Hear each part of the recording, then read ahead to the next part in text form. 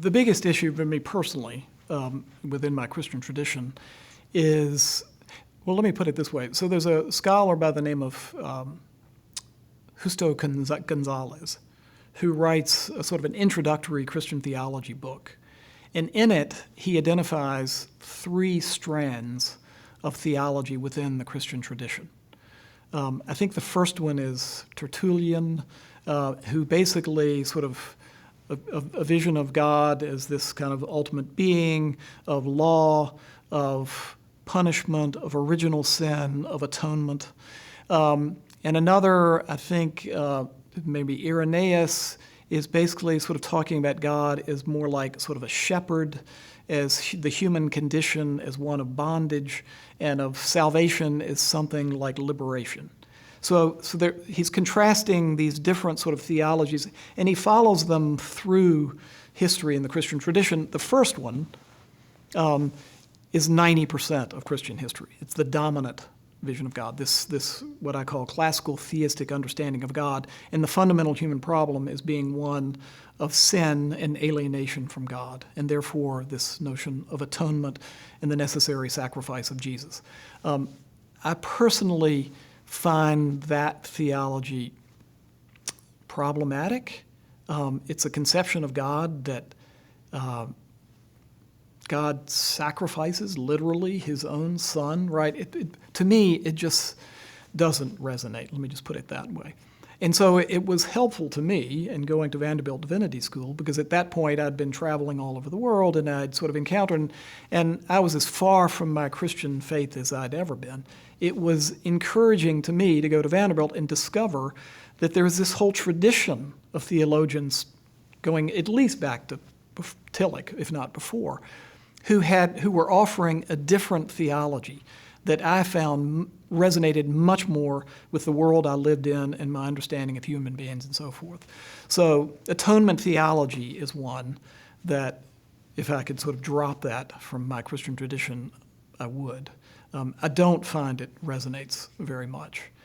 And so this idea of, what I tend to sort of like the social gospel, that focus on the teachings of Jesus and not necessarily the person and death of Jesus, but more on what is it Jesus, if truly this was the presence of God amongst us, then surely wouldn't his words mean something to us? And what he has to sort of teach about how we should be living with one another and today in the world.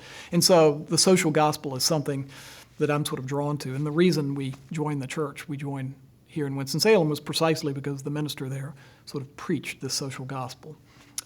So I don't know if that answers your question, but that it gets at a different sort of notion of God. I'm drawn to Tillich and certainly process theology, this idea that God is sort of embedded in this world that we're in, and that God is part of this world, and that, in fact, there's sort of divine aspects, and that God, in fact, is part of this process of evolution.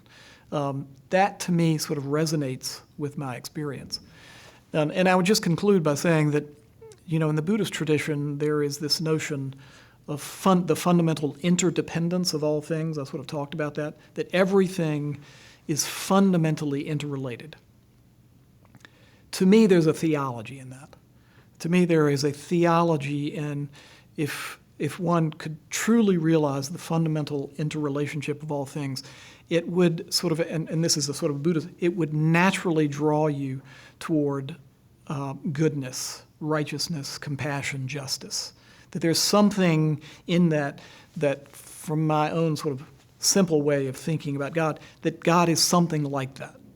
That God is that which is drawing us toward what I think is good, righteous, just, compassionate, right? I don't know if that makes sense, but there's a theology in that, and I think that's what process theology is getting at. That to kind of conceptualize God is not as some transcendent being separate and apart from this world, but is fundamentally in and part of this world and part of this process. That conception of God, to me, resonates a lot more than that sort of classical theistic version.